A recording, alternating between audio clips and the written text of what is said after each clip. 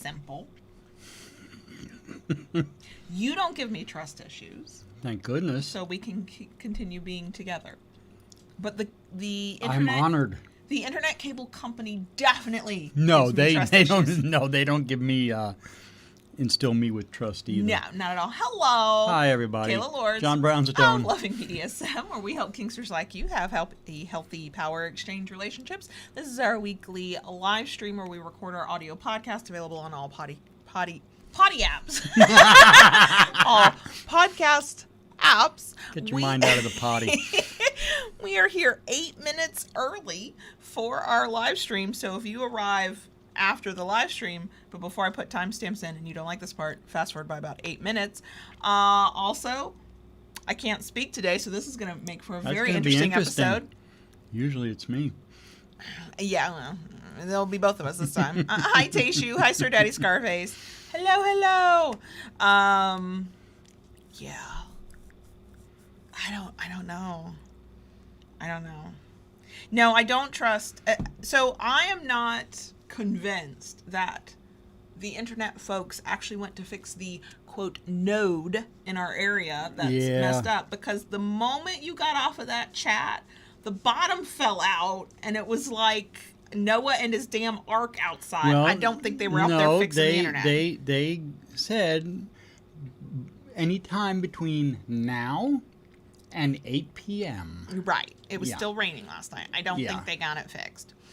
Hi, Adriana. Hi, Tanya. But so we're hoping, fingers crossed, that the internet holds for us. Knock on wood. Makes me very frustrated. And there's still the issue, of only being able to connect to certain things through our VPN. Like, what is happening? I want to go live in a hut in the woods and not need internet, except then I would miss everybody and also coffee. We probably have to do that scary thing of dumping our cash. Oh God, I hate doing that. I know. I hate doing that too, because y'all would freak out if y'all ever looked at my computer, the number of browsers I have open and the number of tabs in each said browser. Here's the thing. There was a time I thought, I'm really bad about this. And I always thought that. And I know that I am. I once counted it up and I had a total of about 70 tabs open across all the browsers I had open. But you actually are 10 times worse than that. You can't even find your tabs. I at least know what I've got on each browser. I can find my tabs. No, you can't. I've seen you go, I know it was here somewhere. Let me click. You're not just a digital hoarder. You're a tab hoarder, an open tab hoarder. Do you know what I finally did to get to close a few, not all, of the tabs? What? Just started bookmarking shit. Wow, what a concept. I know, but I would be terrified to see your bookmark list. You wouldn't be able to find anything there either. You'd have to scroll and scroll and scroll and scroll and scroll and scroll. The stuff I do have bookmarked is very well organized. Do you even know what you have bookmarked? Yeah. I don't. Hello, I want to say your name right. I'm reading it as Thin Chica. Is that how you say your name? If that's not how you say your name, please correct me. But also, hello. Yeah, Tayshu, no. I actually have a good friend of mine. When I counted up, it was like 70 something or whatever it was. She was up to like 90 something. Oh my God. And I think had less browsers open. So the way I do it is I have a browser window open for every either identity or topic. So Loving BDSM on my computer has a browser open with the things I need for Loving BDSM. The Kinkery has its own browser, tabs for it. Me as Kayla Lords, that. My vanilla work life, that one. My vanilla personal life, where I do all the things for kids and ordering like vanilla life stuff, has that one. And then I used to have one for my two biggest clients who are gone now, because they had so much stuff. And then did I have another one, or was that it? Oh, and then I have another one, a separate one, open for my Smutlancer stuff. So, yeah, I have lots and lots of browsers, and then Actually, it was after the clients dropped me, and I was like, I don't have to do this anymore. I finally started cleaning up all of my browsers, and I made those two just go away completely, which was very refreshing and soothing. And I like bet. that. And then all the others, I was inspired to clean them up, and so I started bookmarking things that I knew I really did want to come back to. I still have way too many tabs open, but I think across 1, 2, 3, 4, 5, 6 browsers, I'm probably down to about 45, 50 tabs open. And we're calling that a success. Well, we're glad you're here, Path Girl, and also, knee surgery. We're sorry. Yeah, we're sorry. Hope it heals quickly for you. Yes, speedy recovery. Yes. What else we got? While we're babbling about our internet and our browser tabs and your digital hoarding. That's about it. We do have coffee. I'm caffeinated. Yeah. You are not. I just realized you have decaf. Yeah. Oh my God. I mean, but it's espresso and there's still some caffeine, so you're slightly caffeinated. Mm-hmm. I didn't I'm trying to be very responsible. There are some days when it's okay to just give up. I gave up yesterday. After yesterday, I've given up for a couple days. I need like a good 48 hours to recover from whatever the hell Tuesday was. And see, Monday was my day. Yeah. Although Tuesday was kind of a booger too. But Monday was the pits. I was okay Monday. I was productive Monday. Yeah. But, Tuesday. Oh. I mean, we spent 6 hours on my email. Fixing like one email address. And I have 1, 2, 3, 4, 5, 6, 7 email addresses I keep up with. Yeah. Yeah. And one of them, 6 hours of our day yesterday. Yeah. Mm-hmm. It was a day. We are 1 minute to go. So, if you can hear it, great. If you can't, and you might hear it later, yes, that is a hum in the background. We decided not to overheat John Brownstone this week. We're just keeping the fan on. Thank you very much. I mean, I like keeping you around, and I don't like it when you're like sick as a dog and wanting to run off camera to splash water on your face and try not to pass out. I prefer you upright and conscious. I like being that way too, unless I'm laying down taking a nap. Yes. Excuse me. Baby got bubble. Yeah. Oh God, Tayshu.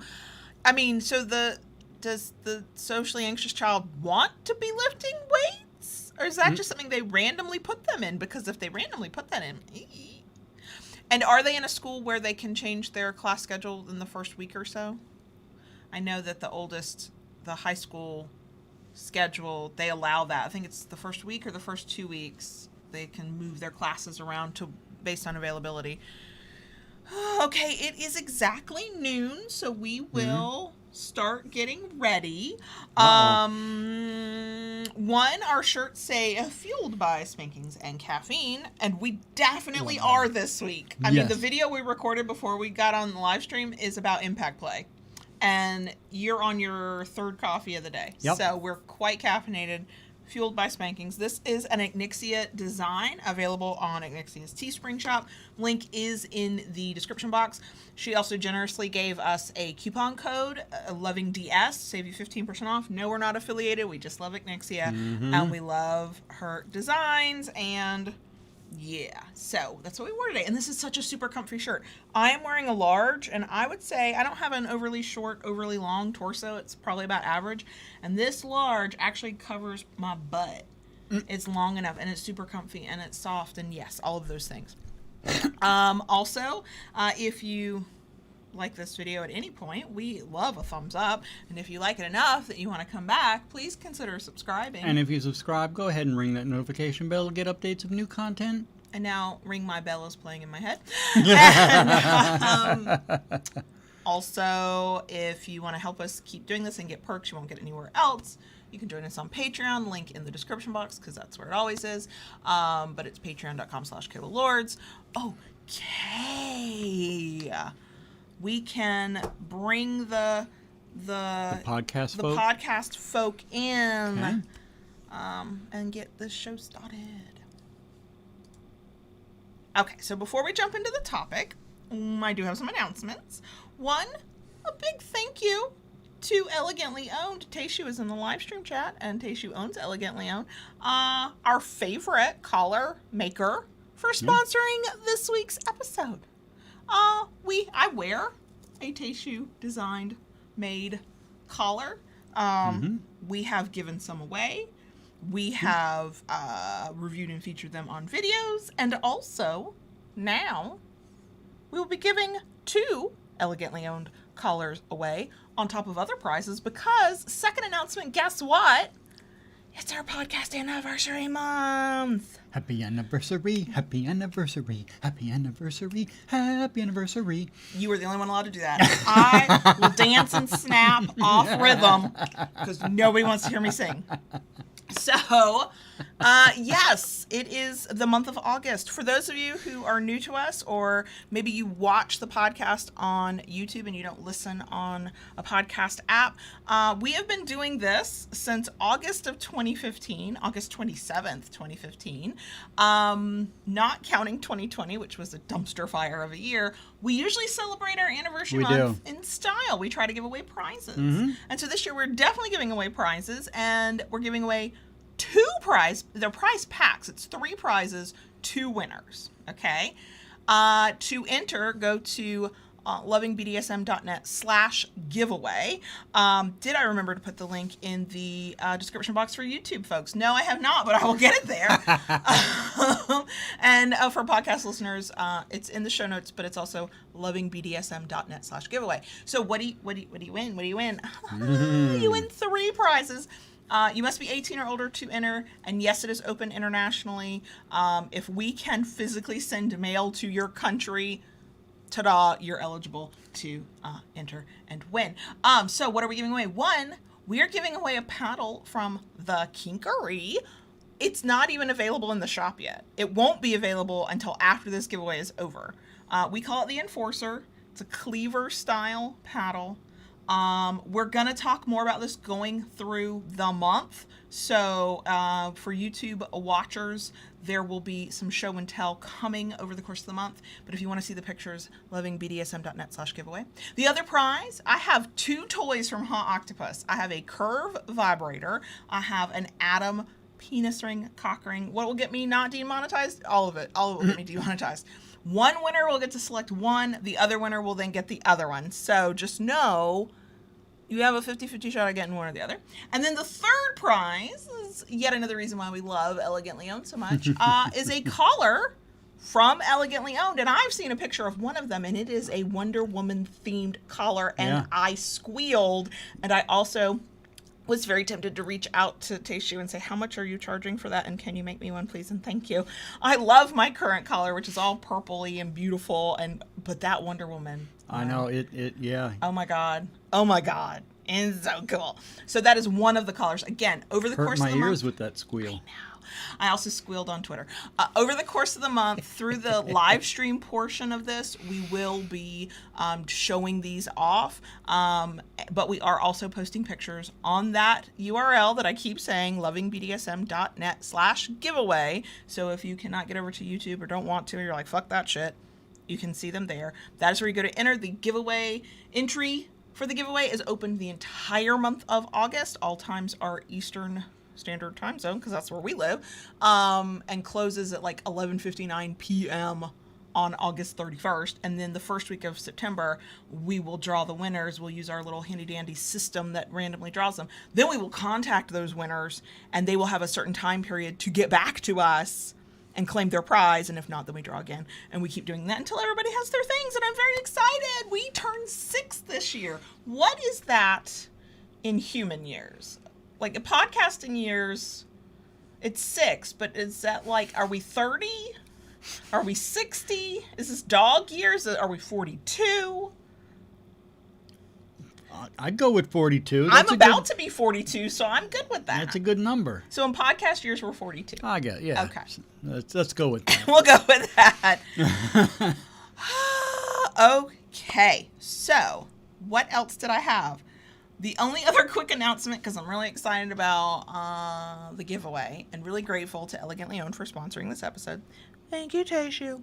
Is that we, as part of our Kinky Patreon community, we do a monthly live stream where we do a Q&A. You can ask the questions that are on your mind if you are a member of our Patreon, and that's coming up this Saturday, August 7th at 2 p.m. Eastern. And you can join our Patreon if you're not currently a member at any time between now and then and get to participate. So it's patreon.com/KaylaLords.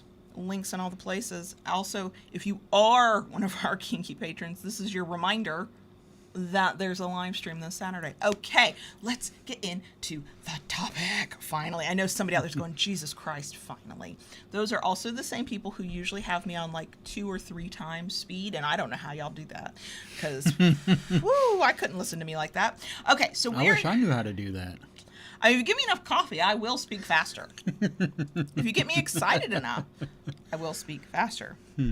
So, our topic is exhibitionism and voyeurism. Voyeurism and exhibitionism. You are a voyeur. Yes. I am an exhibitionist. I dip my toes into exhibitionism, and not really my thing. I know you kind of do it for me because it's our voyeurism exhibitionism side tends to come out most when we can do public play or be in a dungeon where you can watch whatever is happening. Right. So as with every topic we cover, one, this is way too big to just squeeze into a single episode. And two, we are definitely speaking on this from our perspective and our experience, and we are not the end-all be-all on how these things work. So if you define this differently for yourself, if you have a different experience with it, that is valid. This is just our way. So I always feel like I'm walking into like a firing range when I start talking kinks because they're so personal to people. But so let's start with the obvious. Okay. What are these things? How do you define voyeurism for yourself? How does that feel for you? Watching. And enjoying the watching? Yes. Do you get turned on by the watching? A little bit. Mm-hmm. Mostly it's about the energy.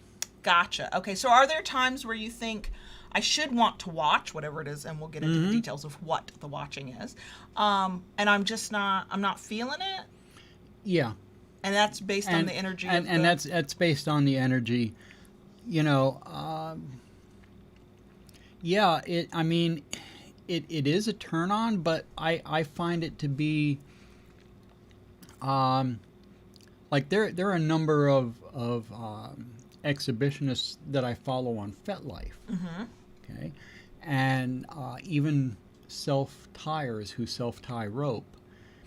And a lot of it for me with the pictures is the artistic quality and the work that they put into taking these photos. All right, that strikes me more than anything.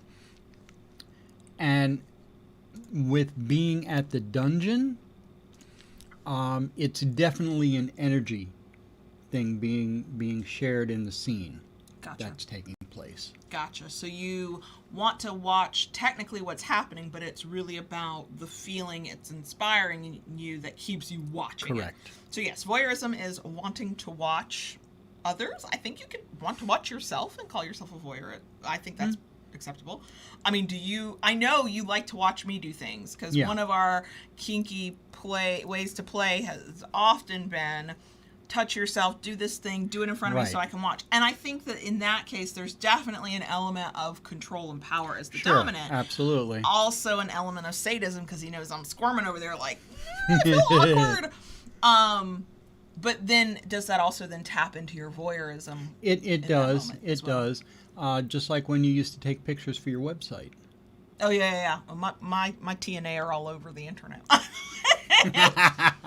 Oh, yes.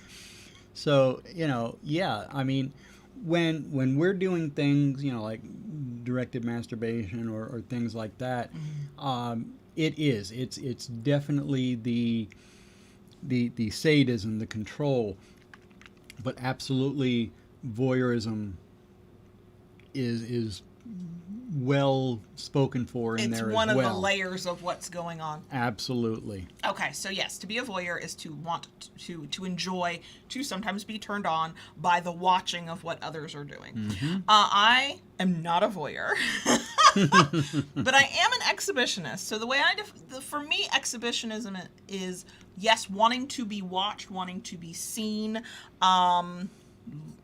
enjoying some element of being noticed and attention. And I know for a fact all of this exists on a spectrum of a little bit to a lot, because I have very clear times when I feel my exhibitionist self, and then I have very clear times where it's like, don't see me, don't look at me, don't notice me, I'm not trying to draw attention to myself. For me, my exhibitionism comes out typically in a club or dungeon scene where we are there to play. And I want eyes on us. I enjoy knowing that people are watching us play together and enjoying what they see, feeling the energy, like whatever the vibe might be. I do not like being noticed in ways, mostly sexual, outside of that kind of environment. Unless it's of my very strict choosing. So putting my boobs on my website on the internet is a choice I make and I control the shot, and I control the editing, and I control the context around it. Do I control what happens outside of that? No, I do that knowing I give up that control. But I put myself in a very narrow box of when I'm willing to do this, why I'm willing to do this, how I'm willing to do it. You get boundaries in all kinks. Exhibitionism, voyeurism is no different. And so in that context, there was a time I was much freer with putting myself on the internet in that way. I would almost say that my exhibitionism also relates to sharing my thoughts and my feelings. I think there's some element of something there for some of us when you talk about your life, for anybody who wants to pass by and pay attention to know, whether that's through a blog, whether that's through videos and podcasts, the here I am, see me, look at me, take in my information. There's, I think, some level of exhibitionism in that way, not at the same level as my kinky exhibitionism. I'm not getting turned on by it. I'm not getting off on it.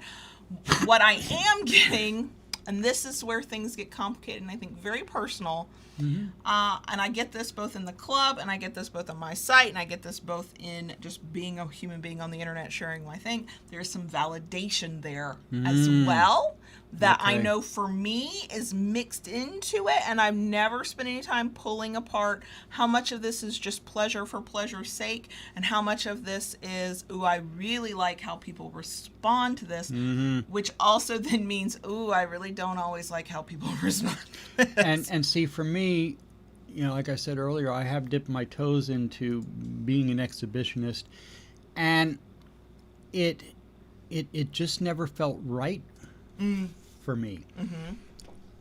The only time it came close to that, we did a thing on our blogs mutually for a February Photo Fest. Yes, that's a blogging schedule, and we call them memes, but that means something different than internet memes.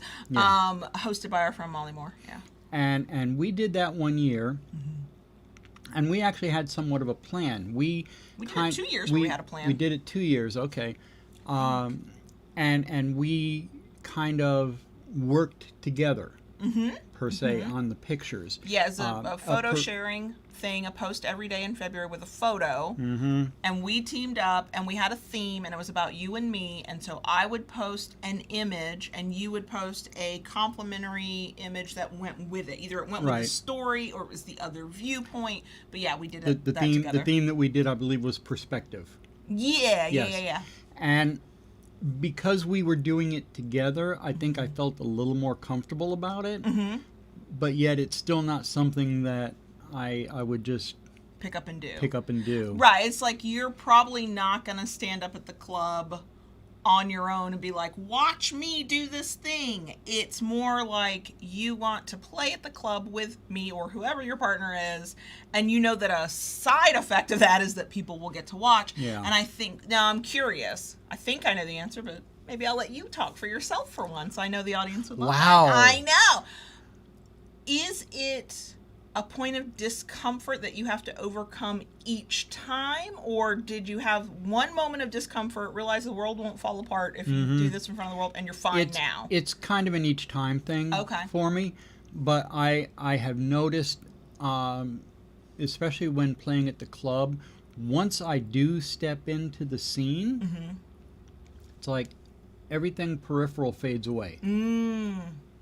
And see, for me, once we're in the scene, especially once we find our rhythm, I'm never aware that eyes are on us, because it's not like I feel somebody staring at me. I'm aware that eyes could be on us, and that actually will, if the energy is good and we're having a good time, that heightens things for me. I will arch my back a little bit more. I will maybe give you a little bit more sass than Wiggle I might your otherwise. butt or Right, something, yeah. because at that point, it's not just for you. It is absolutely first and foremost always for you. But then there's also that, but is this the moment somebody looks over and what do they see and what am I doing? What am I giving them? What am I showing off? Again, the part I have never unpacked and don't really have time to unpack is the idea of the validation and the appreciation and the approval. I want to be careful with that word, but kind of some level of approval, where what I want is somebody to see me with my back arched that way and my ass out and be like, ooh, nice ass, right? Like, I want it in that specific moment. I also don't want them to approach me later. No, the social anxiety in me is like, no, back up. But in that, with that separation of I'm on kind of a stage and they are in the audience, I want it then. I just don't want it in real life in person when we're outside of that context. Yeah. I thought you were about to say something. No. Oh, okay. So, how do you handle your voyeurism? Here's what I mean by that. Many of us know of a person or have had the experience of being the person on the receiving end when somebody goes from kind of like looking appreciatively but being very subtle about it to being, and this is going to be subjective because it's going to mean something different for everybody, creepy, in that they're being watched so overtly they are now uncomfortable. Because voyeurism, like every other kink, voyeurism and exhibitionism has its own set of boundaries that are unique to the person. True. But as a voyeur, you don't know the other person's boundaries necessarily. You're literally in the middle of a club or a dungeon or a play party, and what you have to follow then are best practices and rules of the location that you're at in the party that you're at. Like, don't walk through somebody's scene, don't touch somebody, stuff like that. When it comes to watching a scene, all right, there is a big difference between watching a scene with appreciation for what is happening in the scene, than sitting there with the with your tongue hanging out and your mouth hanging open, so to speak. I think if you come at it that way, you're probably going to end up being escorted out of the club. Yeah, I know for a fact, there are moments in certain types of parties where what you are allowed to do, whether you're encouraged to do or not, you are allowed to put your hand in your pants and express your appreciation with yourself while you watch what is going on stage or in the spotlight or whatever the venue is. But that should not be the automatic assumption of every space where you get to watch people do anything. And that is, we have been near those people, and I think sometimes it's a vibe you get from a person, and sometimes I don't think they know they're giving off the vibe, and sometimes it's maybe not even the vibe they're trying to give off. I don't know, but I know as an exhibitionist, I have gotten a sense of when somebody is watching the way you watch, in appreciation or in interest or in, you're kind of entertained by the moment or whatever it is you're having. from the leering, I would actually love to be all up in your personal space. I'm a voyeur. You can't kink shame me. Fuck you. If you're in my space, you've just violated a boundary. I will kink shame the fuck out of you for that. Because you're not just being a voyeur at that point. You're now imposing yourself on somebody else. And I think that because voyeurism can occur outside of the typical negotiation and power structure of a play situation or a partnership, that one, I think voyeurs can get a really bad name because of the creepy folk out there who would call it voyeurism. But two, I think that there's like this gray area that is going to be unique to everybody and hard to define. It is hard to define. Now, I'm going to go off in a little bit of a tangent, but not too Please far do. off. Using FET, for example. Okay. FET Life, you mean? FET Life, okay. Yes. Many exhibitionists use FET Life.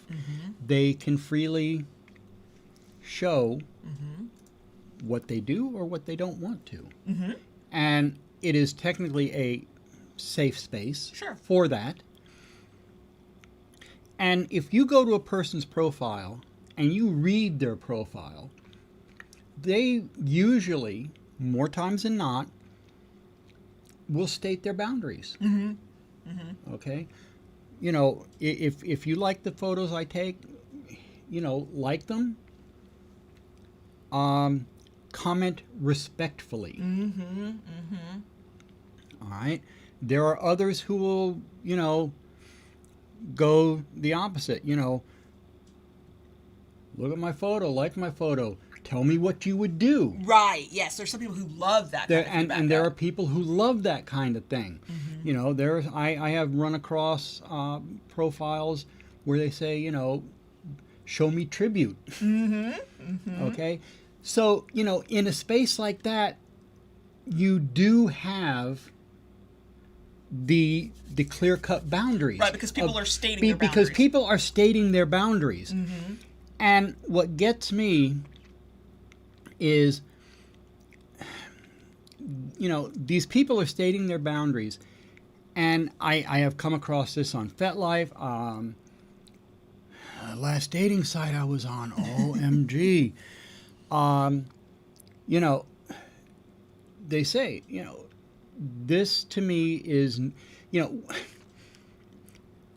a lot of people misconceive exhibitionism as a statement of this person is looking for sex. Permission. It's I show you my whatever, and that people decide to take that as permission to tell you whatever that they are thinking or doing. And it's not. It is not. No. Nowhere near shape or form. It is not. And the comments that these people leave, and guys, you're mostly you're guys. It's mostly cis guys. You know, it is downright freaking crude. Yeah. And it's uncomfortable to be a witness to. So, you know, there is where the boundary goes into creepy and not respecting boundaries. And y'all, I think we got a JD rant. I mean, I think coming from an avid voyeur, you were the best spokesperson for this, because you're tired of seeing bad behavior in your kink. I'm here for it. It's true. And I also want your blood pressure to come down. Okay. It's getting hot in here. It is getting hot. Yeah. But, you know, the people there, at the very least, state their boundaries. And here's the thing. If somebody does not state their boundaries, they don't say anything one way or the other, the rule is don't do anything until you know what the boundaries are. It still doesn't give you clear-cut permission to do whatever. Because without knowing what the boundaries are, you should do nothing. You should not be gross and leering. You should not send tribute to somebody who did not ask for it. You should not, like, explicitly comment on a whatever, their picture or whatever, about what you'd like to do with them until they have given you that permission or said something explicitly to you or in a public way that lets you know that is something that they're open to. That's the thing that gets very frustrating from an exhibitionist side. When I put myself out there, I know that I no longer control how people will respond to that, good or bad. I've been very fortunate, knock on wood, not to have gotten a lot of like hate comments. I'm very happy about that. And I also can't control if somebody takes the picture of my boobs on the internet and masturbates to it. If that happens, that happens. I'm not trying to control that. What I can control and what I don't have to accept is that somebody, without me saying, hey, I'd like to know this, somebody telling me what they did with it and letting me know that they're like leering and watching and this is how they're responding when I didn't ask for that. And so it is where things for some people get fuzzy between exhibitionism and voyeurism. What are words? I don't know. Because, yes, dealing with somebody who shares some part of their body, their soul, their mind, their whatever, with an audience of some sort, for too many people, is perceived as permission then to not just be a voyeur. We're allowing you to. We're saying, look at us because we're here. But then to take that a step further from watching an appreciation or being appreciative of whatever you're witnessing and feeling whatever you feel on the inside, and you get to feel whatever the fuck you feel on the inside, to then making sure the other person knows when they might not have asked for that. And I think that there are some exhibitionists, like you very clearly pointed out, FetLife being a perfect example, who want that information. They want that feedback. That's part of it for them, or it fulfills something else for them that maybe is not about their exhibitionism and it's about something else. But then and I'm one of them, there are those of us who are like, I am happy to be out here and be seen, and I'm kind of getting off on it. It's kind of exciting and it's kind of fun. Also, it's terrifying, and apparently I do have a thing for some kinds of adrenaline rushes. Just none that involve roller coasters or actually talking to people. But I don't want the interaction part. I'm happy to put myself out there and be seen and know that I'm being seen. And even, a polite comment of, oh, that looks good, or, oh, thanks for sharing. Like, those are fine. Those have never bothered me. It's when I then get what feels like really personal, invasive information, because what it feels like then is that I am being asked to be a voyeur to their exhibitionism. It's what it feels. I don't know if that's the intent, but that's what it feels like. And what's funny to me is that I have a very viscerally negative reaction to being a voyeur. I'm happy to be seen. I hate watching. It's my anti-kink. It's like, I hate it. I don't hate it like get angry hate it. I hate it like really just don't want to be doing it. So, at a dungeon, and God knows it's been 100 years, there were times we would go, and because of the limited equipment, sometimes you had to wait a while to get your turn on a piece of equipment, and that's kind of typical in most places that I've ever heard about or been. But what that meant was if I didn't feel like being in the social area talking, which I would never do by myself, I stay with you, we had to watch. And I remember clearly one night, man, we didn't even get to play till 1 a.m. And that's unusual for us. We're usually like your 8 o'clock at night players, 9 o'clock at night. We're leaving by 11, okay? Because we're old and tired and we need to go get Waffle House. But you were enjoying it. There were several scenes going on. I mean, everywhere you looked, there was something going on. All of the equipment was being used. And you're into it, and I can tell you're relaxing and you're enjoying yourself. And I am... it literally felt like something was itching from my skin from the inside out. Like, I just wanted to be up and anywhere other than that. One, I get antsy. I'm here to play. I'm not here to watch. I don't want to do that. Two, the more intimate the moment feels, the more I want to pull back and not watch. Intimate moments. I have this happen to me when I'm reading books. I have this happen to me now these days when I'm like watching a movie. If a moment between two or more people feels very vulnerable and intimate, I don't want to look at it. I feel like I'm intruding in a way that the other people probably don't know, don't care. That's not even on their mind. But something in my brain goes, I should not be here. I should not be looking at this. I don't want to look at this, and I will turn away, or I'll close my book, or whatever it is. And in play parties and dungeons and spaces like that, that happens not every time, but pretty frequently. The energy between people is such that you can tell they're having this really special moment, and I don't have the ability to sit back and go, oh, well, look at the swing on that flogger, or to look at the technical aspects. I'm very much pulled into the the energy between the two people, and what I want to do is get the hell away from it, because my brain is like, no, I don't want to be here for this. Too much, too intimate, no, this is not for me. And it's not I don't feel gross about it. I don't feel like I'm wrong or bad, or that they are wrong or bad. I just feel like this is not what I want to be doing right now. There is a little voice in my head that goes, you should not be here for this. This is really private, except that it's clearly not private because they're playing publicly. I play publicly. JB and I have had some really strong energy exchanges in scenes that people told us later they were absolutely impacted by and were glad to be able to witness, which, man, that was validation I needed. I was like, let's play in public every time. But being on the watching and the receiving end of watching people have that kind of moment, I just want to get away. Like, it's a very visceral reaction of pull back, go away, don't look. So yeah, voyeurism is my anti-kink. Which is, I think JB kind of understands that about me. For podcast listeners, he stepped away from the mic for a moment.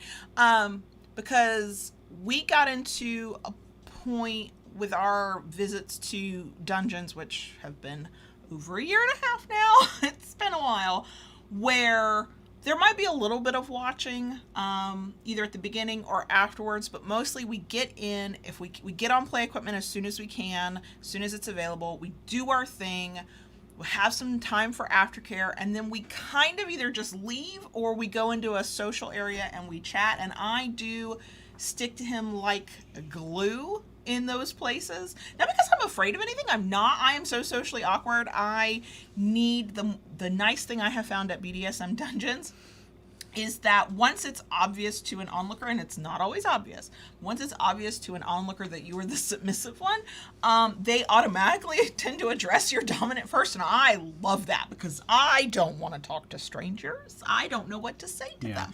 Now, so even though when you're watching, I'm still sticking close, but we don't watch as much as we once did. True. Now, the only exception to that was at an old club that we used to frequent, and you were very comfortable with the people there. Mm-hmm. I still did not like to go to the social area without you, but I could because I knew enough people. And the way that club was set up, social area was downstairs, play area was upstairs. But you were comfortable enough with the people there that I could leave you downstairs and I'd go upstairs and watch some of the scenes, especially certain people that were playing that night. And then I'd get antsy, though, because I was like, this has nothing to do with exhibitionism or voyeurism, but there's this comfort of when we are in a BDSM space being together, because like I was saying before you sat back down, I can hide behind that. Oh, I'm submissive. You have to talk to my dom first thing, and I use it. I use it to its fullest extent, and I love it. Because once you get to know me, you're gonna know I'm gonna talk right the fuck over him. We already know that here. But in that moment when I'm scared and nervous. But yes, in that instance, it was very nice to be able to, if you were really into watching, and I just, like I said, I get twitchy if I watch. I just don't like watching any of it at all. I'm not interested in learning techniques. You can explain them to me. I'll watch a video later. I'll ask questions. It's fine. I don't want to watch. I don't, but I do want to give off that experience. I want other people to have the kind of experience you have watching. I want them to have that watching me, you, us. Right. Well, I think that's a big thing with the clubs. There is such an exchange of energy. I know, it's too intimate for me though. Like, I don't want to be around it. I don't dislike the fact that there's that. There's just something in my brain that goes, this is not for you. Go away. Look away. And what's weird is I know that if people are playing publicly, they either understand that this very intimate moment will just be witnessed regardless of what they feel about it, and they accept that, or they're like into it. Maybe they themselves are exhibitionists and want people to feel that with them, and that's part of it. And I'm just like, no, I can't, I gotta go. I'm out of here. And it feels very weird to admit that, because I do enjoy knowing that something we're giving off in our moment to play is sort of drawing people in, you know? Mm-hmm. And I mean, how many times have we had people come up and talk to us later? And at that point, I'm so like relaxed, even if I don't hit subspace, even if it's not like a really hard course, I'm just like so zenned out that I'm like, yeah, come talk to me. It's fine. What anxiety's here? We could chill. And then I'm hungry and I want to leave, but that's a whole other thing. Yeah. So you were saying when you have to be an exhibitionist, it all just falls away from you. Like you're not actually focused on the outward in stuff. the aspect of being in the club, yeah. So when it's over and you kind of come back to yourself and you are aware that you have been watched and maybe people have responded to that in a positive way, how does it feel at that point? I think after the fact, like that, after a scene in a club, it doesn't bother me. Do you think much about it at all? Not really. It's just a Not fact really. of like, this is how you have to play on this stuff. To me, it's just a side effect of what we have done. Sure. It's almost like, okay, if I want to use this equipment in this space, I got it. This is what I got a part of it. It's neither good nor bad. It just is. And I think that is different for me than having pictures of myself out on the internet. Okay. Part of it is because I am not comfortable with my body. I know. The times parts of JB are on the internet, by the way. And I had to ask very nicely if I could take and use those pictures and then edit them in such a way and then go, how do you feel about this one? And then get permission to put it out there. Like, anytime either of us has ever posted a picture of you physically, that, you know, some part of your body, there's a lot of back and forth negotiation. Well, and here's what's funny. You saying you being uncomfortable with your body and that sort of impeding your willingness to sort of put yourself out there. Here's the ironic thing. I'm deeply uncomfortable with my body. I know. But I'm still like, look at me on the St. Andrew's cross. I recognize this because I see this from so many people who do this, who have blogs that they post photos there, or they do so on FET, that through doing that they have gained acceptance of their body. You want to know why I can literally take off almost all of my clothes in the BDSM dungeon? Because the first time I went, I saw bodies of every single type and shape and size there. Really large bodies, really little bodies, really really hairy, really not hairy, like every body type. And they were doing all kinds of scenes. Some of it was spanking, some of it was rope, some of it was whatever. And I went, first of all, I was like, I'm not a voyeur. But wow, I like that person's body. And then I went, wait, that person's body looks like my body a little bit. But there was this freedom of seeing all these. It wasn't just, sometimes our social media experience is highly curated and we're only seeing a single body type. And then we decide that must be the norm and that must be the only body type that gets celebrated, and then we feel bad about ourselves because we are not matching up with that body type. And sometimes you have to go look for other body types. They're out there on the internet, I promise. The algorithms are not trying to show them to you, but they are out there. And two, go to a place where all walks of life gather in that sense. A BDSM dungeon, like that was, No, I don't have any kind of stereotypical, quote, perfect body. I really don't like my body. I'm actually pretty neutral about it. I just don't think about it very often. I'm like, whatever. But at the dungeon, I mean, we play and I'm basically wearing a thong. That is all I'm wearing. And we walk in. I don't wear special, like, kink clothing anymore. I wear what is the easiest to get on and off, and it's usually just a slip dress, and I yank it off over my head, and I might have to take a bra off. Maybe. Sometimes I don't even wear a bra, because let's just get to the good shit. And while I don't like to stand facing forward, I don't like my stomach out. That's probably my biggest place of insecurity at this point. I am happy to put my back to everybody and arch my back and push my butt out and look at these thick thighs and whatever. But that's where it came from. And yes, you can be an exhibitionist and really feel insecure about certain parts of you that are going to probably be on display. So. And see, I think for me the difference in being at the dungeon is, like you take your clothes off, all right, because you're the one who's being spanked. And I don't want to impede anything from getting near anywhere I want it to hit me at. I want you to have full access, touch me everywhere. Hi, thanks. If that means I got to take the clothes off, I'm taking the clothes off. And me, I do what I do fully clothed. Completely clothed. Yeah, head to toe. Oh, sometimes you look so sharp. I love it when you do slacks or jeans and a button-up shirt and your vest. But I also love it when you wear one of your T-shirts and your black kilt and your boots. Oh my God, it's so sexy. And I'm over here like, look at what colored thong am I wearing tonight? Is it black? Is it purple? Is it, what color is it? But you know, it's funny. Once the scene is over, I know I probably won't immediately put clothes back on because I might be a little like off. I mean, I need to sit down and like recover myself. I want my blanket wrapped around me as soon as possible. I want to cover myself because at that point I'm out. For me, I'm out of that moment of purposely being visible and seen and sure you can watch whatever's going to happen here. I don't care. I kind of like it. Please do. I'm feeding that off that energy. Oh, now the moment's over. I would like to cover myself. I don't want to necessarily be seen, especially since I think for me, aftercare, it's all intimate. It's all, I'm vulnerable in all of it, but aftercare is uniquely intimate to me because that is that moment that it's just the two of us sort of like recovering and talking and how are you and whatever. We're in a little bubble. Yes, that was exactly what I was going to say. We're in a little bubble, and we have had people that don't do this try and come up and talk to us while we're clearly in the middle of aftercare. They were very enthusiastic and knew better and just they couldn't help themselves, and they were forgiven, but don't do that. But I have to consciously turn away when I recognize and notice that people are watching us even after we're in aftercare, because at that point I don't want to be seen.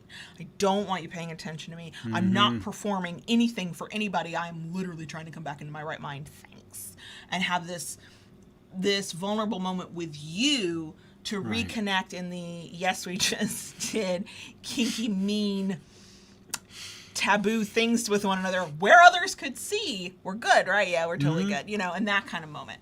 And that for me is where the exhibitionism turns off. And I know that's not true for everybody because like all of these kinks, there's we have our own way of moving through them in the world and what we like and what we don't like and how much of it we can tolerate and how much of it we can't and where our personal boundary line is. And so I mean, I've seen them in the club. I've seen people walk in, they walk to the door street legal, they get into the dungeon and they're almost naked. Like they're probably wearing a harness of some sort, hopefully wearing some shoes until they get out there on the floor. And they stay that way the whole night and they're happy and relaxed, and it's not always exhibitionism is why they do it. But, well, that being said, the experience I've had with both dungeons that I've been a part, actually 3, think about it, 3, you walk into them right from the entry, there's a changing area. Oh, yeah. And, for sure. You know, some people, they just kind of strip down and that's their thing. And, you know, that's what's expected of them with their dynamic and their protocols, and other man, they go right to that dressing room and they put on their fetish gear or whatever, you know, whatever their outfit is whatever their outfit is for the night, because, you know, let's face it, many people who identify as kinksters, you know, can't wait to shed that vanilla world and be themselves. Right. And it's funny because I wouldn't automatically classify this as exhibitionism, but I think under the technical definition you could. There's something validating about being seen as who you are in your full self. And if, you know, during the daylight hours and outside of a dungeon, you're, you know, buttoned up and wearing your street clothes so that you kind of just sort of fit in, because that's what most of us do. Some people, you get to the club and you want to put on that one thing you can only wear here. And I know for many people, it's a love of that thing. It's an expression of self. It's feeling fully who they are. But there is also, I think, an element of I want to be seen as who I am. And in my exhibitionism, I want to be seen. I want to be, I think somebody said in the live stream chat, I want to be perceived. Outside of that moment, I really don't. It's fine. I'm not really here. But when I put myself forward, obviously that's what I want, or I wouldn't put myself forward like that. It's in certain kinky moments when we are together. I do not feel this on my own as an individual. When we are together, I want it to also be enjoyed, or it to be an experience, or it to be one of those things that catches people's attention, even if maybe they don't know why. Like, she's not the sexiest person I've ever seen, but I can't take my eyes off of it, kind of thing. And I definitely, sometimes I get turned on by it, and sometimes I just get like, there's a little bit of a high to it. There's a little bit of almost a power dynamic of knowing that whatever it is about this moment that's happening, I've got your attention and your eyes are on me. And I like that too. When it's you and I look at doing a scene and even aftercare as intimate moments between us. And I guess to a certain extent, even from my aspect, that can be seen as a bit of exhibitionism. Because sharing that moment with whoever's at the club, on a whole. Having others bear witness to it. It doesn't make it more real to me. I don't need that for it to be real. You and I do things very privately at home, no audience.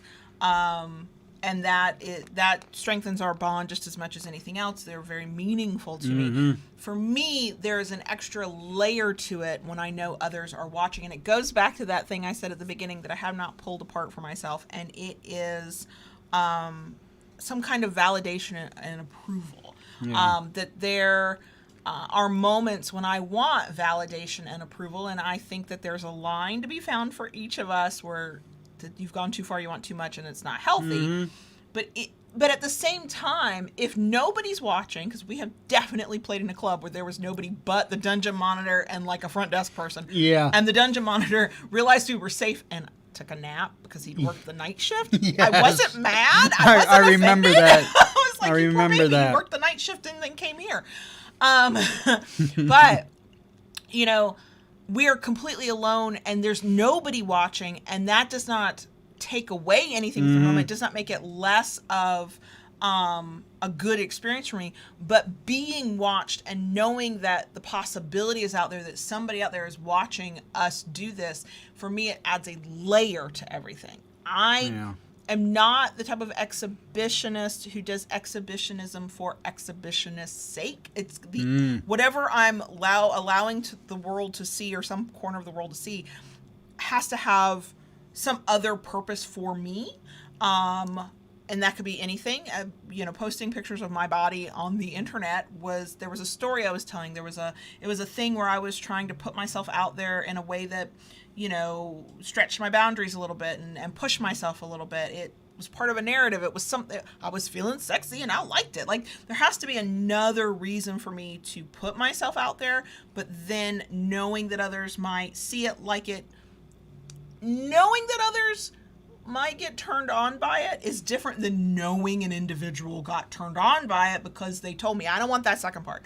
But putting it out there and knowing somebody out there might be turned on by it, that's part of it for me, but it's not the only reason I do it. Is that, do you find that to be a little empowering to a certain extent? Sometimes. Okay. And I think it depends on the mindset I had when I put myself out there in that way. I'm thinking back to my blogging days where I just let it all hang out a lot of the time. And there were times when I was actually writing a very vulnerable post and I used a picture to illustrate it. And to know that somebody was turned on by the picture did not feel empowering because of the context where that moment had come from. Okay. When I do something because in like 3 split seconds I was feeling silly and goofy and like fearless and let's put this out on the internet, I don't mind it so much, but then it's hard later if I have that moment of, who was that person who allowed herself to put this picture, this moment, this thing forward so other people could see it? If I get into that mindset, then the empowerment is not there, but if I stay happy with it, then yeah, there's a little bit of empowerment. I think it's part of it is I've never had the expectation that I turned anybody on. I don't live with the idea that my body is arousing. I know you find it arousing. I know other people have found it arousing. I'm not downing on myself and like dissing myself. Okay, wow, I just showed my age. For you youngins, yeah, dissing. I said that. That's not what I mean. It's just I've rarely seen myself in that context or tried to see myself in that context, except for those times back in my sex blogging days where I tried to. And so I don't always recognize that person, and I'm also not trying to be that person who is actively turning anybody on, like trying to. Like I am a sexual being, but I started out as that's the name of my personal blog, if you wondered. I started that out for myself and to prove something to myself. It's so rare in my lifetime to have outside validation of that, that one, I'm still deeply uncomfortable by it even now, even though after all these years with you, I've gotten used to the fact that you're like, no, I find you sexy. I am turned on by you. Look at the proof of that, But yeah, so it's it's rare for me to find it empowering when others are aroused by me. Some part of my brain catalogs it as a validation and approval, but not necessarily empowering. Is it because I'm empowered by other things? Is it because there's a disconnect in me between how I am perceived sexually and some level of empowerment? I don't know. Yeah. Now, you were also, because of the way you started blogging, somewhat of a verbal exhibitionist. Oh, I'll share my deepest, most intimate thoughts and feelings. Definitely. What do I think? I'll tell you. not even that, because when we met, I went back and read your blog from day one. Yeah. All right, and you talked about your, not just so much what you thought, but you talked about your journey into discovering yourself through masturbation. But here's the thing. I did that for a couple reasons. One, I had read other sex blogs where people did that. Not about masturbation, but like about their sex lives. And I went, wait, you can do this? Oh. And two, I didn't know. Two, I had just blogged under my legal name. I had just blogged my way through a divorce. I knew that self-discovery and going down these different paths in life, and what am I trying to do, and what am I trying to figure out, and what am I trying to survive, and what am I trying to get through, I processed that through the written word by writing out what I was thinking. Because for me, if the thoughts stay in my head, they just swirl until I'm a mess and can't function. So I have to get them out. I also knew from my vanilla blogging, from reading sex blogs, which I never could comment on because I was reading under my legal name, and we weren't doing that, that other people connected to that. And I don't think this is totally tied to my exhibitionism, but I think there's some of it is in there, and that is the connection. I had no expectation a lot of people would ever read anything I said. I understood I was like this little baby blogger who nobody knew I existed because I had been on the internet 5 minutes, and then I never expected where we are today. But I knew that somebody might read it and somebody else would go, it's not just me. I'm not alone. I knew at that point, I was in my early 30s when I started sex blogging and finally masturbated for the first time and finally had my first definite orgasm. I know that's an orgasm. I've totally had it. I knew I wasn't the only one. I knew it because I had just enough life experience at that point to be able to go, if I'm feeling something somewhere in the world, somebody else is feeling it too. It happens. But I also knew this is how I was going to process it. And yes, to a certain extent, my exhibitionism side came out and said, let's process this publicly, semi-publicly.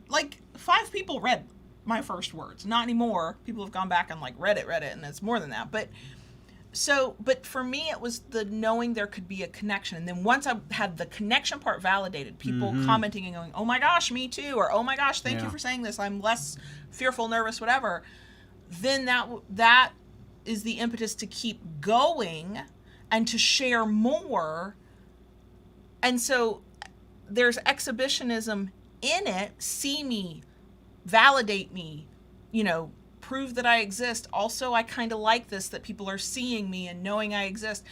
Again, I've been very fortunate not to get a lot of hate. If I'd gotten a lot of hate, I might have had a different reaction to it. But by and large, most people fall into two camps. The biggest group is fairly supportive of either just my journey or the fact that they can connect to it because they've been in a similar situation, headspace, whatever. And then a sliver, a teeny tiny minority are the gross ones who've gone too far and they did not, they assumed there was no boundary between me as the creator and them as the voyeur. That's really, really rare. The hate, the stuff that could make me feel bad about myself, knock on wood, I've been very fortunate to not get a lot of that. So it's all kind of tied together. When I started my blog and I'm like, here, this is my first time masturbating and this is what it felt like and this is what I was thinking and this is what the experience was. I didn't really expect a lot of people to read it, but I knew that they could, and there was fear and excitement in that they might read it. That's kind of my point. I mean, that in and of itself is a bit of verbal exhibitionism. There are bloggers, that I follow, all they do is write fictional erotica. All right, and that's what that is. For you were writing about your thoughts, your own experiences, and things you were doing at that time. Yes, and again, sort of like we were talking about at the very beginning when I was like, okay, this kink activity hits your dominance, your sadism, and your voyeurism. Me sharing myself in certain ways for the internet to see is a layered thing. One of those layers is exhibitionism, but it's not the top layer. It's in the mix somewhere. It's part and parcel with other things I get from it. Not gonna lie, there have absolutely been moments I posted pictures of things. I was very proud of that part of my body that day, and I was feeling really good. And when I got positive feedback that did not make me feel a little like I needed a shower and kind of gross afterwards, thanks. That felt good. That was like, ooh, yes, that's why I do that. It's sort of like when I send you pictures of myself. I hadn't done that in ages, but when I do, and you comment back with something, appreciative, that there was a certain amount of validation and, ooh, I've been seen. Does not hit my exhibitionism side anymore because we've been together for so long. It's just how we express and how we share information with one another. But in early days, when we were still kind of new to one another and we had not been together for a while, there was certain levels of exhibitionism. I don't do this as often as I once did, but my personal Instagram, if you scroll back not that far, is filled with my ass, covered in panties, so the Instagram won't completely hate me. And that is my exhibitionist side, because I like my butt when I can get my back to arch in a very certain way and my hip to pop a very certain way, and the lighting is just right. And so I show off me wearing panties because I like my butt. Also, I have a cute panty collection. But, I started doing that for you when we were long distance. Right. And now I barely wear them anyway, so what the hell does it matter? And when I do, I'm like, oh, let's take a picture. Oh, let me put it out there so others can see. And I'm not thinking empowerment. I'm not thinking other people will see their butt reflected back at them through my butt or whatever. I'm like, let me put it out there and see how many likes I get. And that's a level of exhibitionism. I don't like getting the comments that feel like they've crossed a boundary. Like, I'm happy with the appreciative comments, the people who comment with a heart or oh wow, or that's, whatever. That's to be expected. I put a picture of my ass in a public space on a profile where people get to interact with it. Then there's the level of the people who slide into your DMs and they say kind of gross things or they ask invasive questions, and it's like, look, if you appreciate the butt selfie, like it, leave a safe for work comment, let's move on, because I can choose to ignore those comments if they feel a little encroaching to me, and I do. I just don't respond to them or whatever. But, yeah, I guess I can't explain exhibitionism for anybody else. I can barely explain it for myself, because for me it is more than just wanting to be watched. I think for me there's a lot of other things involved, because I put myself out there to be watched in a lot of different ways. It's not just what we did at the club. It's not just my butt selfie on Instagram. You know, it's my thoughts and feelings as well. The videos and the podcast, we're literally putting ourselves on display, and you find that deeply uncomfortable. And I'm like, but this is the only way I know how to connect with people. And it's beyond exhibitionism for me, you know. And I would be curious to hear from other exhibitionists if it is more than just the simple desire, joy, turn on, whatever of being watched, if it's other things as well. Because I'm tired of talking about something complicated that I haven't thought through yet. Would you say, is voyeurism for you a pretty simple thing, or is it complex too? Is it tied up in other things for you too? I think it's tied up in many things. You know, one, yes, there is an appreciation of the physical, obviously. But for me, at least, you know, there is the composition of the photo. Sometimes I look at the lighting. There are sometimes I look at, especially when it comes to a photo on FET, there are times I feel like more is you know, how does it go? Less is more? Less is more. You know, certain clothing is, you know, worn. Because for you, it's the whole picture, Yeah. right? It's not just this one aspect of, ooh, boobies. It's, you Right. know. Exactly. You know, I have talked about this before. One of the most memorable scenes at the dungeon was when this one S-type was dressed up as a unicorn, and the D was a ringmaster. Oh, yeah. You told me about that. Okay? You know, neither one of them were exposed in either way. Right. It was, you know, just the whole scene and everything about it put together. So, you know, yeah, it's complex, and it layers. We're ogres and we're onions. We have layers.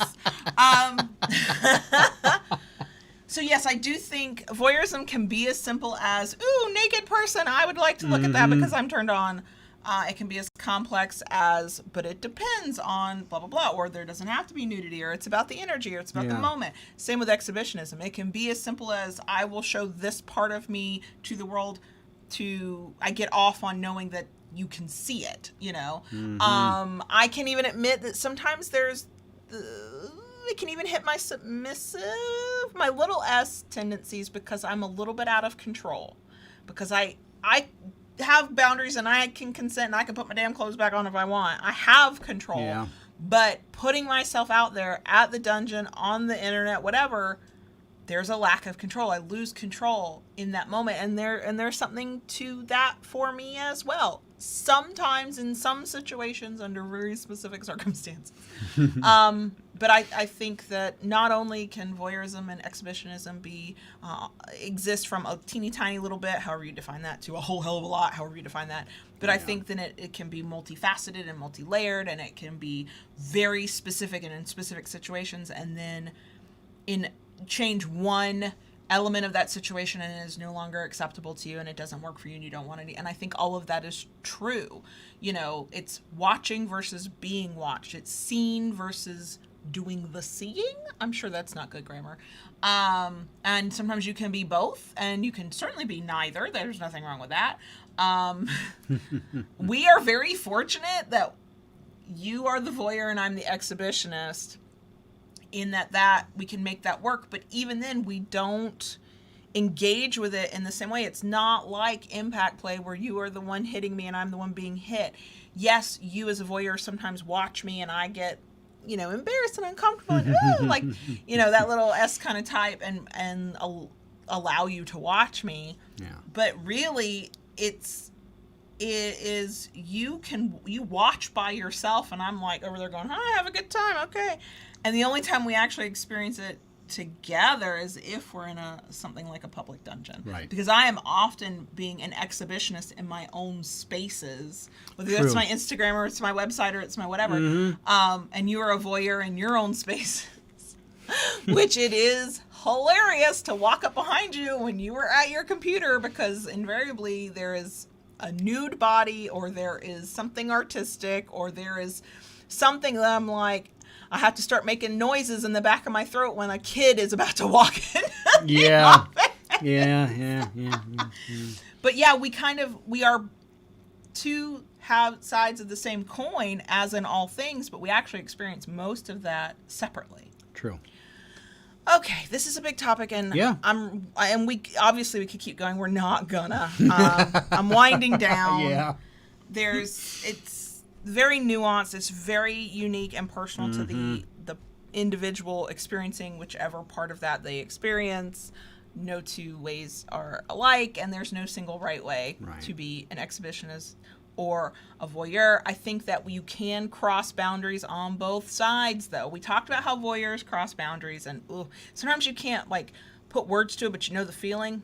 Listen to the feeling, trust the feeling. If you feel like, that's too much, then it's too much. Doesn't matter. None of the rest matters. Exhibitionists, you can cross boundaries. You can go up into a space where everybody has their clothes on and you're naked because you're an exhibitionist, and be like, but I'm here. I'm expressing my kinks.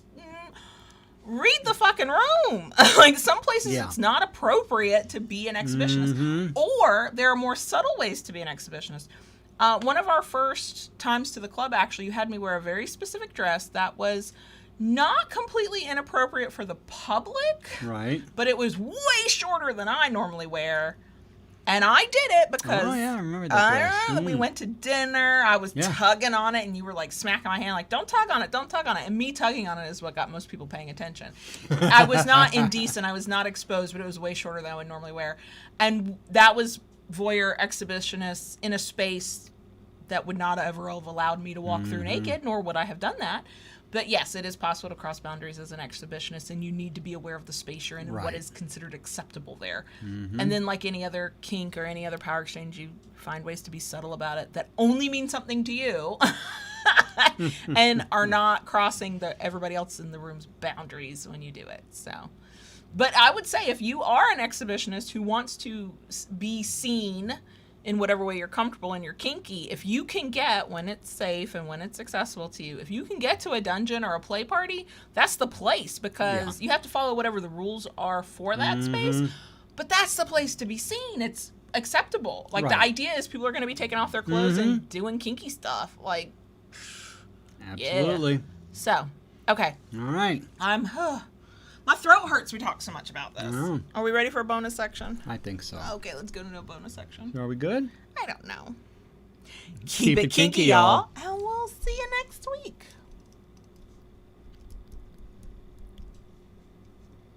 Dottie. Yes, baby girl. I talk to the crickets. You talk to the crickets every week. I've already been talking to them for over an hour. I know. Well over an hour. Yeah. I would like to continue talking to the crickets. Okay, go ahead and talk to the crickets. You. One more thank you to Elegantly Owned for sponsoring this week's episode and being part of our giveaway. And I can't wait to see what the second collar looks like. The first collar, like I said at the top, made me squeak. I'm very excited. You can find Elegantly Owned at Elegantly Owned, all one word, Twitter and Instagram. Just saying. Yeah. I think I know why we've never talked about exhibitionism and voyeurism before. That's a way bigger topic for us, at least, than I think anyone gives it credit for.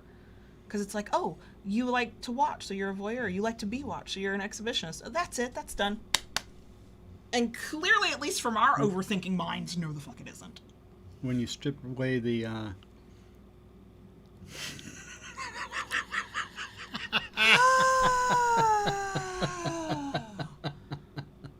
And a rare unicorn sighting of a JB rant. You were pissed. On behalf of, I'm just dropping my coffee cup. Don't mind me, y'all. It's empty. There's no coffee here. How does it feel to rant? You don't do it very often. I don't do it very often.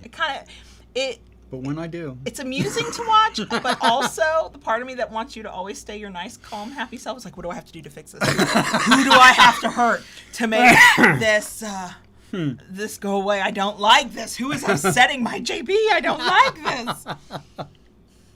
this. So what do we got for bonus section stuff? I don't know. What do we have for bonus section stuff? Lola has been snoring through most of this episode. Mm-hmm. Yeah. What were you gonna say? She's quite comfortable in her crate. With her face mushed up against the side of the crate. The side of the crate. So all her little fat rolls are just like around it. And she's just snoring away and happy as a clam in a shell. So I think it was last week we talked about how her new vocal thing is to woo-woo at us so that we will let her out. Yeah. That was just the start. Oh, yeah. She just talks to us now. She's becoming very vocal. I even said to Kayla the other day, I said, remember when I first said I wish Lola was a little bit more vocal? Oh my God. If you're not paying her enough attention, woo, woo, woo. If you are not like giving her, not belly rub, she's not, but if she's like sitting next to you and she wants you to rub her, woo, woo, woo. Yeah. Sometimes she just starts wooing and we're like, I don't even know what the hell you want. Yes. What is happening here? Yeah. Mm-hmm. Yeah. Mm-hmm. She's become very vocal lately. I guess she's relaxed around here. And comfortable, yeah. Yeah. So it's a good thing. Yes. It's a good thing. It is. And very happy that our home is as well insulated as it is because not bothering the neighbors with her wooing. Thank goodness. Thank goodness. So there is that. The cats are the cats. Yeah. They are doing this really interesting thing now where they swat at one another, they bat at one another.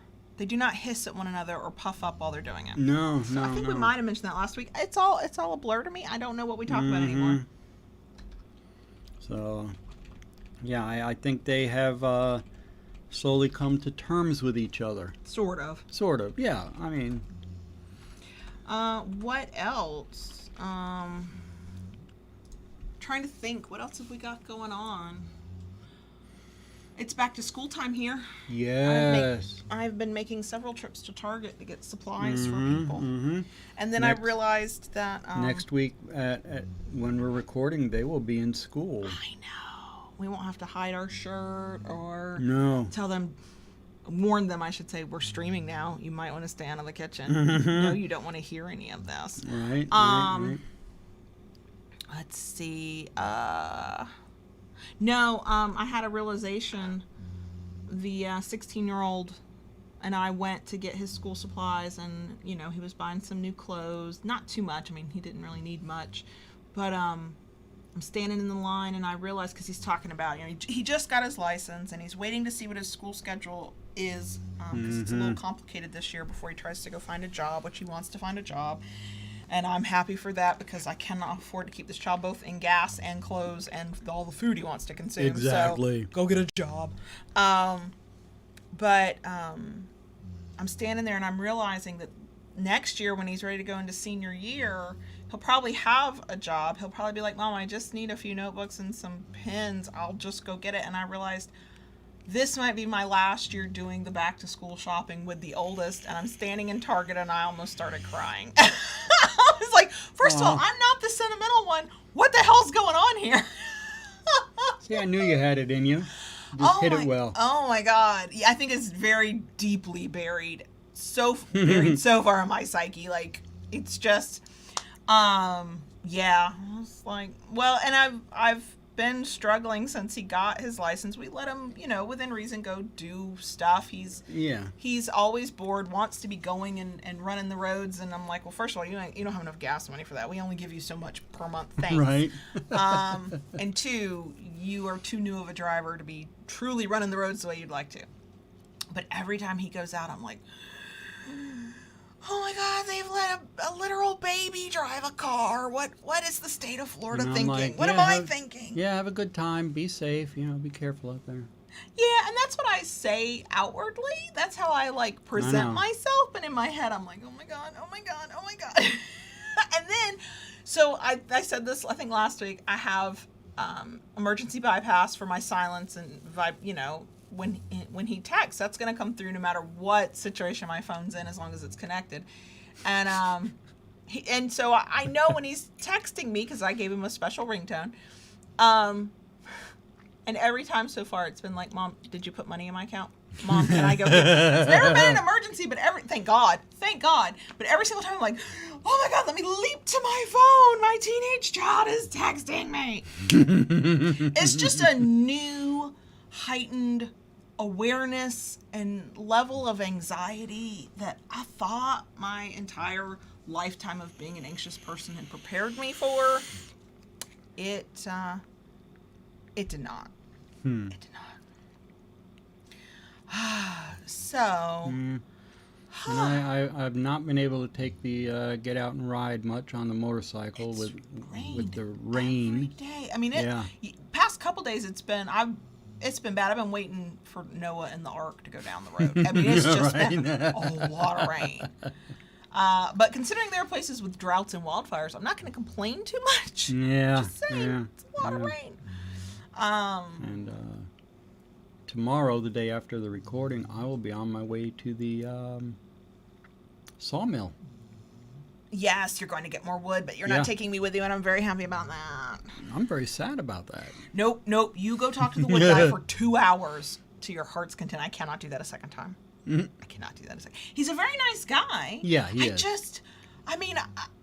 are times when I'm with you doing the things and my eyes glaze over. And I'm used to it. Just like I start talking about things when your eyes glaze over. But I can't do 2 hours of my eyes being glazed over. Or 2 hours of, like, pretending I find the wood talk interesting. I just can't. I just can't.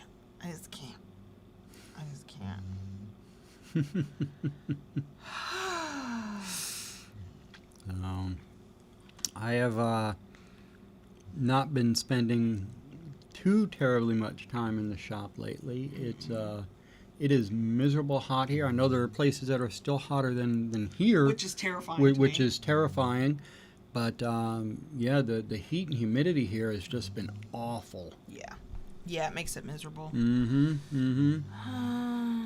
So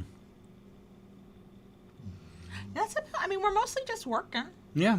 We're mostly just working and doing our thing, and I'm in desperate need of a haircut, but it's not happening.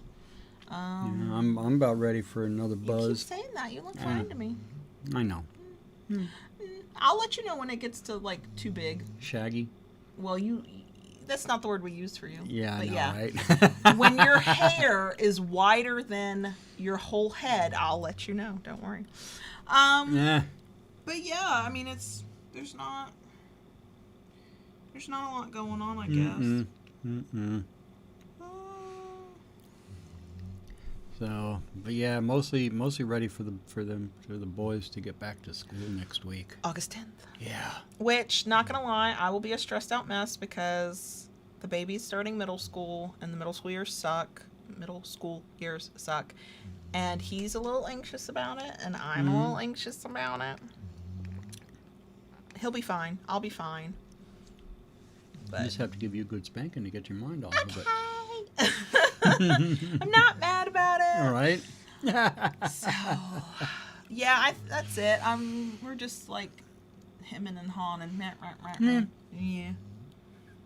So I guess we should go now. Probably. Yeah. So we're gonna do that. If you have made it to the all the way bitter end, don't forget lovingbdsm.net/giveaway. The link is in the places if you are on YouTube watching this live stream. If you refresh, you'll actually get the link now. But I have it in all the places if you want to enter to win. 2 winners, open internationally. Let's give away some free shit. Celebrate our podcast years. I think I saw the consensus in the live stream that 42. We'll do podcast years like dog years. Yeah. All right. Yeah. I'm good with that. I turned 42 this year, so I feel like that's appropriate. Okay, we're gonna go. We love you guys. Yep. Thanks for joining us. Thanks for staying. Thanks for being here. Thanks for being crickets. Thanks for supporting us all these damn years. Holy fucking shit. Thanks for tolerating me being an exhibitionist in a non-sexual way. We will talk to you next week. Bye. Bye.